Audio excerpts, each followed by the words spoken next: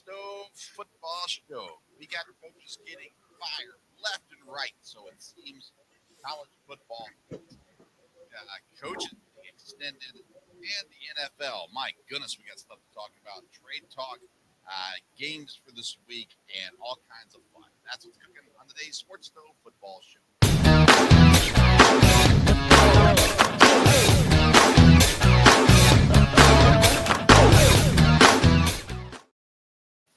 Welcome into an all-new edition of the Sports Stove Football Show on the Belly Up Sports Network, presented by Righteous Felon Jerky. Join the flavor revolution at righteousfelon.com. Use the promo code STOVE15. That's STOVE15. You're going to get 15% off your purchase. Well, it's another week, and all kinds of chaos is set to ensue this weekend. And we've already had another coach fired. We've got one that's being reportedly to get fired here as soon as the weekend is done. We have another one signing contracts. And all the meanwhile, me and Dad are just here waiting for it to all go down. I'm Vince Stover, joined as I am every week by my dad, Dale Stover. Dad, are you ready for another weekend? Yeah, it's been, like I said, there's a lot going on, of course, in the sports world, but especially in football.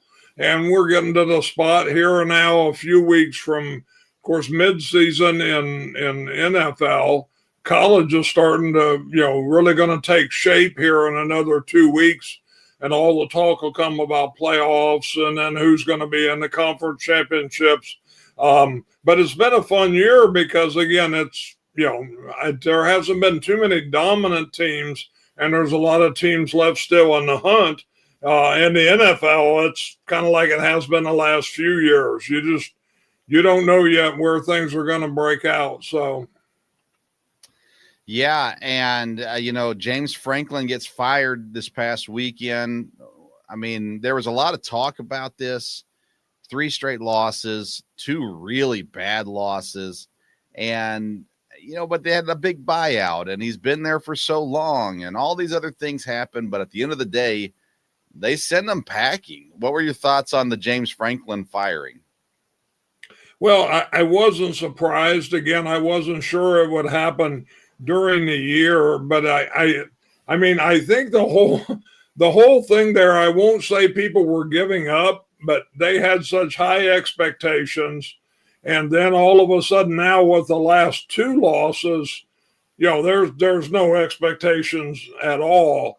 And it even, just his demeanor to me looked like a guy that was beaten. And, it's not going to turn around this year.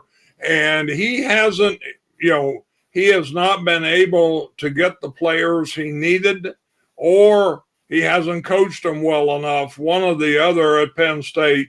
And Penn State's a place where, you ought to be able to be successful. But the Big Ten is a tough conference, and adding the teams they added from the West even made it tougher. And so, coaching in the Big Ten is not easy, just like the SEC is not. And Franklin had just, he had run his course. There was no doubt about that. And, I don't know about firing coaches and, and especially, middle of the year. The college has not been slow about firing coaches. That's been kind of surprising to me. But and it'll be interesting to see how that shakes out. I think there'll be some reform in college with, NIL and recruiting. There's already been some changes in the dates. And I think coaches may wait to see how the whole landscape is going to shake out as far as, signing quick. We'll see. Franklin's firing, again, not a surprise, totally, I suppose. But, man, what a downfall. It's already been talked about by a lot of people. But, a couple of weeks ago, they were just seconds away from being the top team in the nation or second team in the nation. And now they're unranked. They don't have a coach. It's just kind of chaos. Reports out of Florida are Billy Napier is next. It sounds like they're going to give him one more game. and then fire him after Saturday's game, going into a bye week. And I mean, from everything that I'm reading on all kinds of sources, like that's just the way it is. This is his finale at Florida. Kind of doesn't matter what happens. So, Dad, are you intrigued by that kind of setting, or is it at least nice enough to say, hey, man, we'll give you the final game. Everyone knows it's going to be your final game. Your players know it's your final game, kind of give you a farewell. But he has not done well against ranked opponents. And obviously his time there, his tenure there in Florida, it could have been worse, but still it should have been a whole lot better as well. So thoughts on Billy Napier apparently going into his final game of Florida? Yeah, I mean, that's kind of odd that, everybody knows that's your final game, but I guess if that's the way it's going to be done, again, there's a lot of programs, but especially programs like Florida, Penn State, the expectations are such and the competition is such in the conference that, it's hard to turn around. And obviously people are impatient. And Florida is a school that should be able to recruit in the past, could recruit, pretty much anybody they wanted. And, they had the state of Florida. Of course, recruiting is totally different now. I remember back in the day in Florida, way back, Miami, Florida State, Florida kind of made a pact together that they wanted to keep everybody in the state and they wouldn't, badmouth each other as much. As long as a player stayed in the state, there was enough there. But that changed kind of years ago, and everybody can go into Florida and Texas and get players now. So we will see. Bill Belichick, I mean, I think he's one and done. I can't imagine him wanting to stick around at North Carolina. He's not really recruiting high school players much at all. And maybe his thought is they'll just go buy whatever they need in the portal. Do you think Bill Belichick's going to be around next year at North Carolina? I mean, it looks like no. I never understood why he went to college. It didn't make sense to me. He's had a great coaching career. He's got a lot of other opportunities that he could do.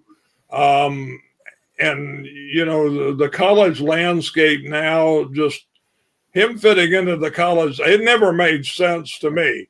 I thought, well, hey, he could attract a lot of players and whatever, but, that wasn't the case. Now, maybe his system, give it a year or two, but I don't know. I don't know if Carolina will be anxious for him to leave because they've kind of hitched their wagon to him, and he'll really be starting over if Bill Belichick leaves. And in the landscape right now in college football, you don't want to be starting over. So, we'll see how it goes. Yeah, it just doesn't look like it's gone well, and I don't foresee it going well. But like you said, maybe you give him a year to buy his portal players and everything turns out.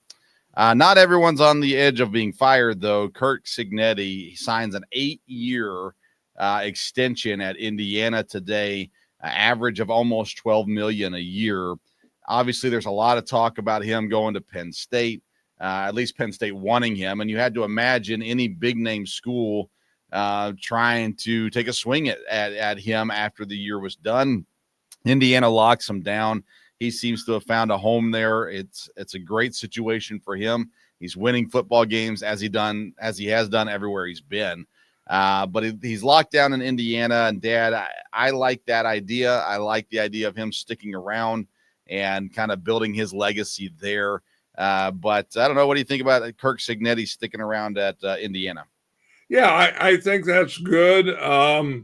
Again, the Big Ten is a conference that if you can do well, which it looks like he definitely can do well, then, there's really, I guess you could go to a bigger program. But if you can be in the top echelon of the Big Ten or the SEC, that's about as good as you can do on the college level. Right. And it seems like he's turned things around. I still scratch my head. Indiana, a football power, but man, he has made it happen. And the way he's doing it, he's going to attract people. Yeah. The Midwest, big, big area for football players, no doubt about it.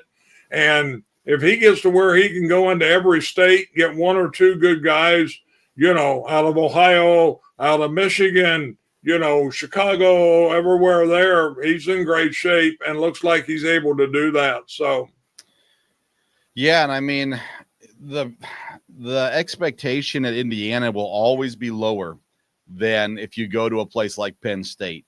The fan base is more patient.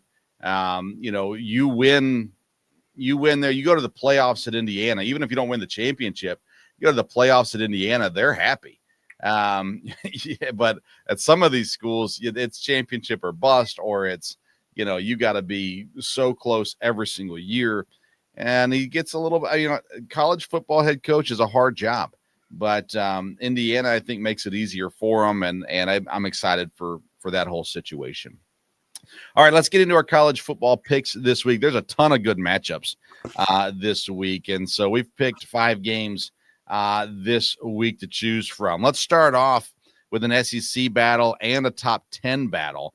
Ole Miss travels to Georgia. Ole Miss 6-0, ranked number 5. Georgia's 5-1, ranked number 9. And Georgia at home is a 7.5-point favorite going into this game. I am not surprised that Georgia's the favorite at home, Dad, but being ranked by over a touchdown really surprised me, or being favored by over a touchdown really surprised me in this as well. So talk to me about your pick, Ole Miss or Georgia? Well, my pick is Georgia, and I think, Ole Miss will get their first loss.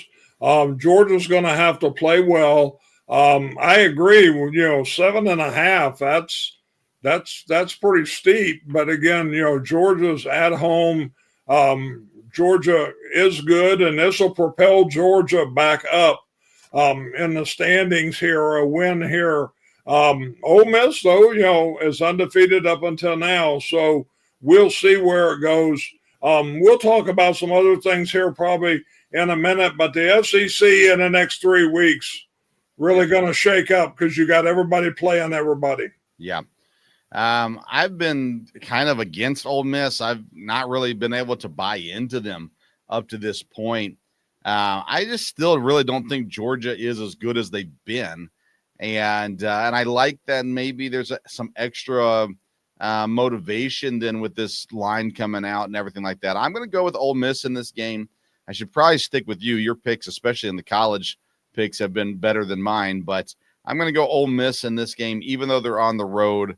I feel like there's enough disrespect for Ole Miss this week that maybe that's enough to push them over the top this week.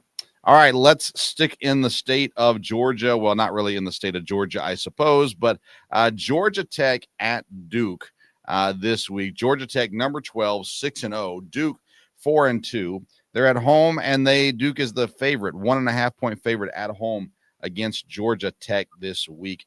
It seems like Georgia Tech's kind of getting some of that disrespect also. Dad, are you going with Tech on the road or Duke at home? I'm going to go with Georgia Tech on the road. I like Georgia Tech. I like what they've done so far. And, this will keep propelling them in the conference. So I'll go with Georgia Tech. Yeah, I agree with you on this one, Dad. They're the better team at the end of the day, and I'm going to stick with that as well. Georgia Tech over Duke is my pick also. All right, let's go to the Big 12. Let's check out Arizona at Houston. Arizona 4-2, Houston 5-1. Arizona is the road favorite here by 1.5 against Houston. Houston, the better record. Arizona, man, they've been playing some good football. Dad, which way are you going here, Wildcats or Cougars? Well, this was a real hard one to pick for me. Again, I don't know that I know a whole lot about either one. Probably kept up with Houston a little more. Last week, you talked a lot about Arizona, and they lost, but they played well. So I'll go with Arizona as the favorite, even though they're on the road. All right. Yeah. Last week I picked Arizona over BYU, and Arizona took them to double overtime. And so they were definitely right there. Their only other loss came to Iowa State, and they got blown out against Iowa State 39-14. They beat Kansas State earlier in the year. They haven't played anybody else that's good. And that's the one thing that kind of scares me about Arizona this week is they've lost to the good teams. They have not, and they beat maybe one good team, but other than that, they really haven't even been challenged. Houston, their loss came to Texas Tech, which obviously a top 10 team, and they really haven't played anyone either. So I'm going to go with Arizona as well. I'm just higher on them at this point, and I'm going to stick with that as well. So we'll both go Arizona then there. All right, Dad, let's go to the Notre. No, let's see, where are we at? Yes, Notre Dame, and they're hosting USC this week. And Notre Dame is a 9.5-point favorite over a team that just dominated Michigan. Of course, they were in California. Now they're coming back to the Midwest to play Notre Dame. Notre Dame is getting all kinds of respect from the AP voters, but still a two-loss team. So this is the last challenge for Notre Dame of the season. And if they lose this one, I don't see how they make the playoffs. If they win this one, I don't see how they lose another game this season. So that's where I kind of sit with Notre Dame. How do you feel about this game, USC at Notre Dame? I'm a little surprised at the line, like you said, but it is at home for Notre Dame. As far as cheering, I would definitely be for USC, but I would have to pick Notre Dame. I think Notre Dame at home, the way they've been playing and everything there, like you said, this is their last big game. This really propels them in a lot of ways. So I think Notre Dame, I would have to pick them, but I would love it for USC to win. See, I'm the opposite of you, Dad. I would actually rather Notre Dame win over USC, but I'm going to pick USC to win. And part of this is I don't understand why Notre Dame is ranked 13 with 2 losses and the way the season has gone so far. And the deal of saying, well, yeah, but they lost so early in the season, so it shouldn't matter. It does matter. I mean, Oklahoma's a 1-loss team. They're ranked behind Notre Dame. BYU's undefeated. They're ranked behind Notre Dame. I think Mizzou should be ranked ahead of Notre Dame as well. So I really struggle with a 2-loss team being ranked 13 at this point in the season. And so I'm going to kind of bet on the side of they're not as good as the ranking says they are. So therefore, I'm going to go USC, although it scares me being that it's at Notre Dame. I am shocked that it's at 9.5, though, the line. That doesn't make any sense whatsoever to me. All right, let's wrap it up with our picks with another SEC game. And I was trying to decide if I was going to put this in here or not. Decided to go ahead and do it. Tennessee travels to Alabama. Alabama's ranked number 6, Tennessee number 11. Both teams with 1 loss. Alabama lost to Florida State. Tennessee lost to Georgia in overtime. At Alabama, and Alabama's a 7.5-point favorite. Again, a line that I'm not really, doesn't make a whole lot of sense to me. It wouldn't surprise me if Alabama wins, but I don't know. That line seems to be awfully big to me. So, Dad, we're Tennessee fans. Are you going to go with the Tennessee pick, or are you going to say Alabama at home? Well, again, I'm definitely going to pick Tennessee, and I really do think Tennessee will win this one. If Alabama doesn't play better than they have in the last couple of weeks, I mean, they've won games, but we'll see. There's a lot of pressure. As you know, I was down in Alabama for a few days last week, and I found out that there's a fund being raised to buy out the contract for DeBoer.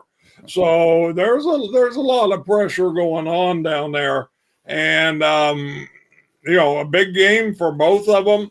And being at it's at Alabama, but Tennessee understands that every year going down there, and so we will see. I'm definitely for Tennessee, But I really think Tennessee will win this one, and this will propel them into a good playoff spot. The stats are so similar. Aguilar and Simpson. Simpson's been playing as good as any quarterback recently in college football. Aguilar's been really good. 14 touchdowns. The problem is 5 interceptions. Aguilar cannot turn the football over this week against Alabama in order for Tennessee to win. I'm picking Tennessee also. It's just based off of my, my moral values. I cannot pick Alabama in this game. So I'll go Tennessee as well. Like I said, though, Simpson, quarterback for Alabama, is playing so good right now. So it's going to be a tough game. Should be a fun game. I like that it's a 6:30 kickoff or 7:30 Eastern time kickoff, nighttime game in Alabama. It'll bring back some good memories from childhood as well. So I'm looking forward to this game a lot.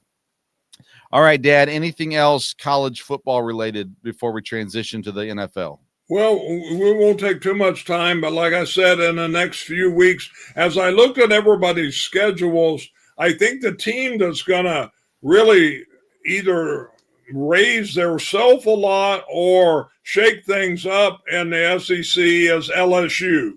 It looks like everybody, when you look at their schedule, they've got LSU coming up in the next 3 or 4 weeks. And LSU's a good team. So it'll be a real test there. Indiana, of course, we've talked about, they have a good schedule the rest of the way, no doubt about that. BYU, really tough schedule the rest of the way. So I don't know what they'll hang on.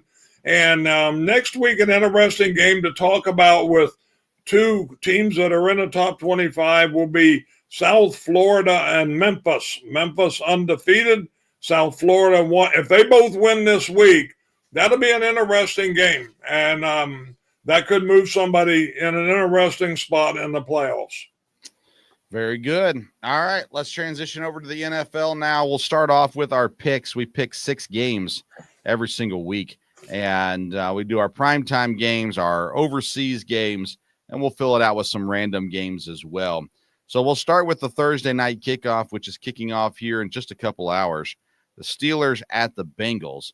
Steelers only 4.5-point favorites here now. It was started at 5.5 over Joe Flacco and the Bengals. We talked about the North. I talked about it on the Tuesday fantasy football show. Also, the reality is that no one here just jumps out as great, but the Steelers, have a pretty good head start right now, and a win against Cincinnati would really go a long way in helping them win the division as well. Steelers 4-1, Bengals 2-4, and the game is at Cincinnati. Who are you going this week, Dad? Steelers or Bengals? Well, I talked to a lot of Bengal fans today, and there's not a lot of optimism, but I personally think this will be the upset. I think Joe Flacco has supplied a little bit of energy here. It's at home. If there's any chance to salvage any part of the season, this would go a long ways. Again, I'm not an Aaron Rodgers fan. I think they've got a good record so far. But I'm going to go out on a limb and say this will be an upset. I will go with the Bengals. All right, I'll go opposite of you on this one. I can't do it. No. I don't trust Joe Flacco. He's older than Aaron Rodgers. So I'm going to go Aaron Rodgers in this one and the Steelers to beat Cincinnati at home in Cincinnati, that is, as well. All right, then there's another Sunday morning kickoff over in London. The Rams and the Jaguars. Rams are 2.5-point favorites in this one, Dad. I hate the London games. You watched the London game last week, and that explains everything. It's not good football. For whatever reason, it never is good football. That being said, we have to pick this game. Rams the favorite over Jacksonville and London. Who are you going with? Well, I'm going to go with the Rams. Again, it may not end up this way. So far, I've been a lot more positive and right about the Rams than you have been, but you may end up being right. The Jaguars, I still think, have a chance to have a good season. And being, this is basically a neutral site, this was a hard one for me to pick, but the Rams have been playing well. I don't know the status of the wide receiver on this one. And that's probably going to have a little bit of effect. It'll definitely affect my fantasy team. So I'm keeping an eye on that. But I'm going to go with the Rams. Yeah, to clarify, my negative attitude towards the Rams was that Matthew Stafford couldn't stay healthy. And so as long as Stafford's healthy, there's positive things that Los Angeles can do. And I've been kind of negative on Jacksonville this year, but I admit they're starting to win me over a little bit at this point at 4-2. The injury issues, the travel for the old guys in Los Angeles, I'm going to lean towards Jacksonville in this one. And so we'll see how Jacksonville, they'll probably let me down. But I'm going to go Jacksonville. You're going to go Rams in London this week. All right, Sunday night, Falcons and 49ers. I admit that before the season started, this looked like it could be a very entertaining game. And for whatever reason, it doesn't really spark my interest this week on Sunday Night Football. But Michael Penix and the Falcons, 3-2. Mac Jones and the 49ers, 4-2. 49ers are 2.5-point favorites at home. Dad, are you going with Atlanta, who's feeling pretty good right now, or the beat-up 49ers? Yeah, this one, I just scratched my head, and it's almost like flip a coin because I don't know who's going to show up for the Falcons. Yeah. The 49ers have a lot of injuries, but I like the Mac Jones story. So I'm going to go with the Falcons. I may be way, way wrong on this, but if they're going to keep things going, Robinson, big game last week. And so we'll see. I'll go with the Falcons. Yeah, I'm going Atlanta also. I'm scared to do it, though. San Francisco's just so beat up. That's why I'm going Atlanta. Atlanta has the talent. They've shown you at times that talent. They're not consistent. They're on the road. How are they going to do? All that is a question mark. But I'm going to go Atlanta as well in this game. All right, we got 2 Monday night games again this week. The first one is Tampa Bay and Detroit. Tampa Bay has been playing incredible football. They're 5-1, but they're so beat up at wide receiver. They're beat up at running back as well. Detroit now 4-2 on the year. They are 5.5-point favorites at home.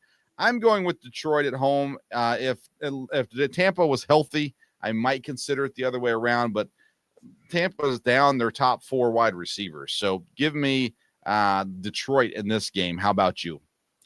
Well, I will be accused of my prejudice affecting me here, but I'll go with Tampa Bay. They've been rolling. I know even on your other show, you talked about me and my comments on the Lions, but I'm just not convinced that they're, as dominant as they have been.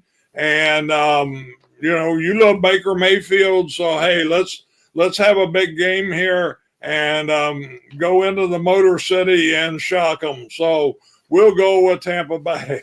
Yeah, last week Dad just said, Detroit might actually be good. And I was a little surprised he was a little late on that train. And by the way, Dad, I appreciate that. Our YouTube shorts got a lot of clicks on those comments, so I appreciate that very much. But your hatred for the Lions carries over, and maybe you're right. We will see. I will not be sad if you're right in this situation. All right, the other Monday night game is Houston at Seattle. Houston is 2-3 on the year. Seattle 4-2. Seattle 3.5-point favorites at home. Dad, I want so badly for the Texans to be good. I want C.J. Stroud to be what we saw out of him his rookie year. I want to see Jaden Higgins step up as a rookie. I want to see all this happen for Houston, and their defense has been absolutely incredible. But I really like what Seattle's doing this year. I think Sam Darnold's playing good football. I think there's balance in Seattle. The defense hasn't been bad. They're going to have to score points, but they're not going to have to score a ton of points. So I'm going to go Seattle at home over Houston. Are you picking the Texans or the Seahawks? Well, Kevin Wilson won't be talking to me this week, but I'm going to pick the Texans. I think they're on the way up. They're not as bad as they started out, The Sure. defense is playing well. Seattle is playing really, really well, and they're in a great spot in their division, and they need to keep winning to keep that. Playing at Seattle can be tough. So we'll find out a little bit about Stroud, if he's going to be able to rebound or not there. So, but I'm going to go with the Texans on this one. I'm picking a lot of road teams, so that's kind of tough. Yes, indeed. All right. Last game that we're picking this week is the Indianapolis Colts at the Los Angeles Chargers. Danny Dimes has the Colts at 5-1. The Chargers are at 4-2. And although they are incredibly beat up at running back, the next guy up has been working for Los Angeles to this point. The Chargers, 1.5-point favorites at home this week. Dad, are you going Colts or Chargers? This should be a really good ball game, maybe one of the best ball games of the week. I like what the Colts are doing, and so I'm going to stay with them, even though they're on the road. So I'll go with the Colts to keep winning. This is a hard one, Dad. I like home teams, of course, but Jonathan Taylor has been elite again this year. Yep. Daniel Jones has been exactly what Indianapolis needed. The wide receivers are playing good football. The defense has been fine as well. And Los Angeles, they've shown moments of greatness. But again, you've seen downfalls as well. So I'm going to go Indianapolis also in this game. So, Dad, we agree on a few, but not all of them. We're going to be split on Steelers, Bengals. I go Pittsburgh.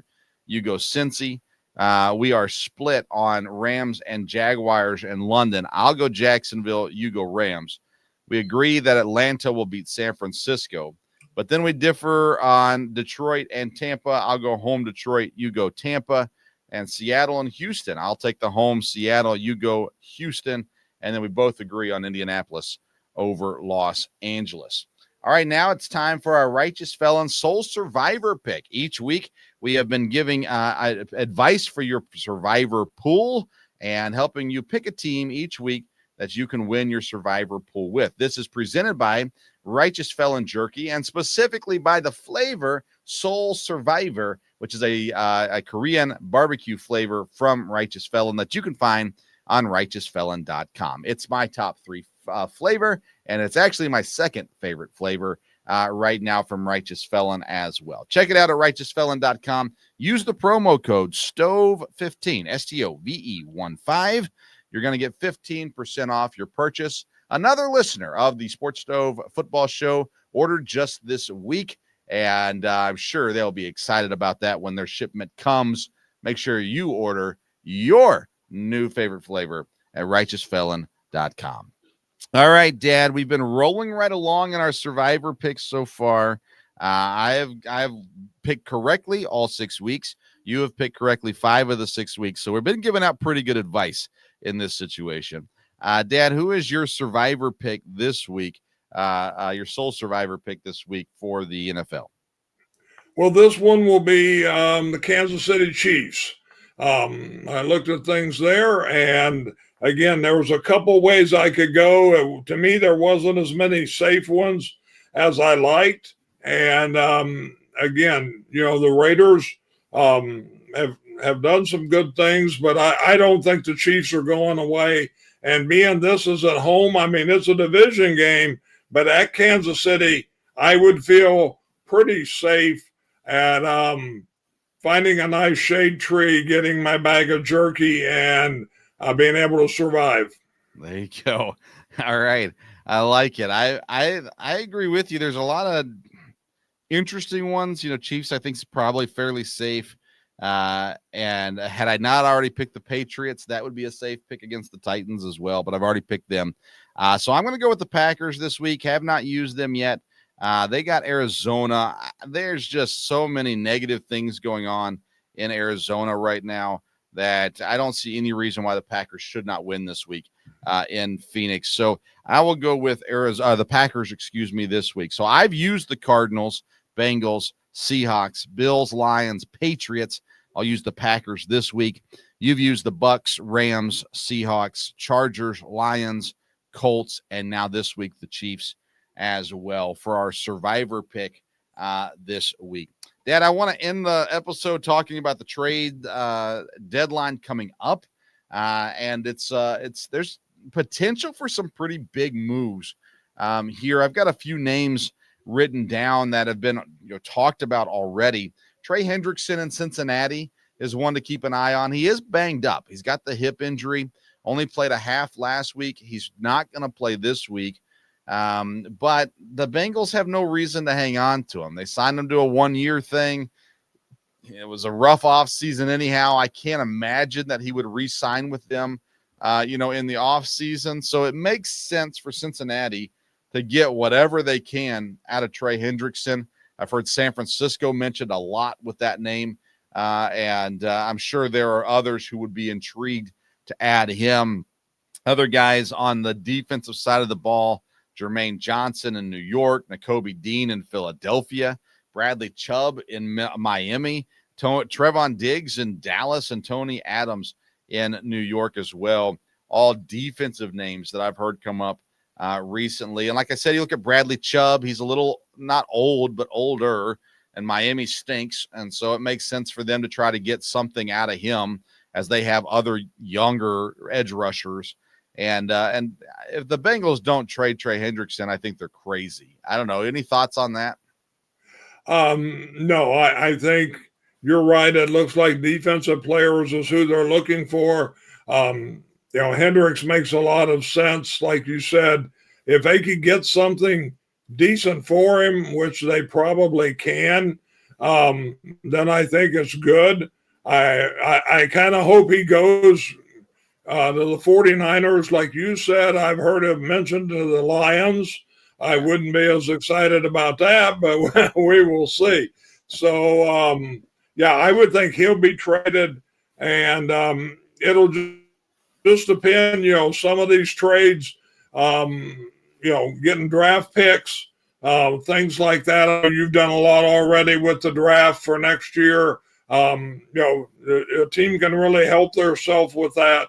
So we'll see. And is it in a week or two the cutoff for trades? Yeah, week 8 next week. So it'll be, I think, Tuesday. Gotcha. Next Tuesday, I think, is what it is. Well, not this coming Tuesday, with a week from Tuesday, I believe, is where it is. Offensively, there's a couple running backs out there. Breece Hall constantly being talked about as a trade target. I've heard Chicago come up a lot for Breece Hall. I would not be happy with that.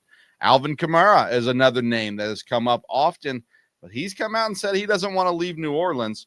So I'd be a little surprised if they move on from him out there. Chris Olave, New Orleans wide receiver, on the market right now as well. Kirk Cousins, you have to wonder if Atlanta would be willing to trade him. There are some teams that need quarterbacks. It'll be interesting to see kind of where that goes as well. But Breece Hall to me is the big one. I think defensively it's Trey Hendrickson. Offensively, it's Breece Hall. It's the big name to watch here at the trade deadline. And Dad, do you have any reason? I mean, I don't understand why the Jets would want to move on from Breece Hall.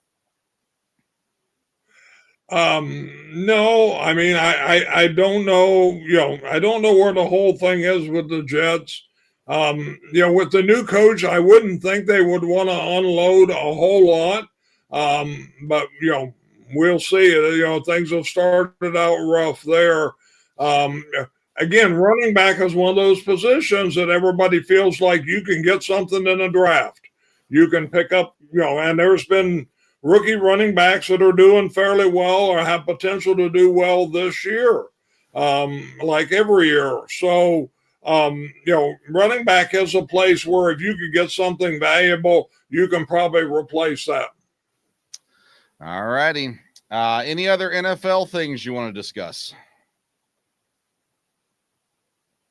No, I think we're good. We'll move along and see what we got. And I should be driving right down the road to watch my upset, but I won't make it there tonight. So. All right, very good. Make sure you follow us on social media at Sports Stove is where you can find us. That's on Twitter and Instagram. Make sure you check out bellyupsports.com and the Belly Up Sports YouTube channel for all kinds of great content, especially focused around football on the weekend. And I'm still watching baseball, still holding out hope that the Brewers can figure it out in Los Angeles this week as well. I want to say thank you to our friends over at Righteous Felon. Please go check them out, righteousfelon.com, and find your new favorite flavor there. Join the flavor revolution, righteousfelon.com. The promo code is STOVE15, STOVE15. All right, thanks for tuning into this edition of the Sports Stove Football Show. Until next time, we'll see you around the Sports Stove.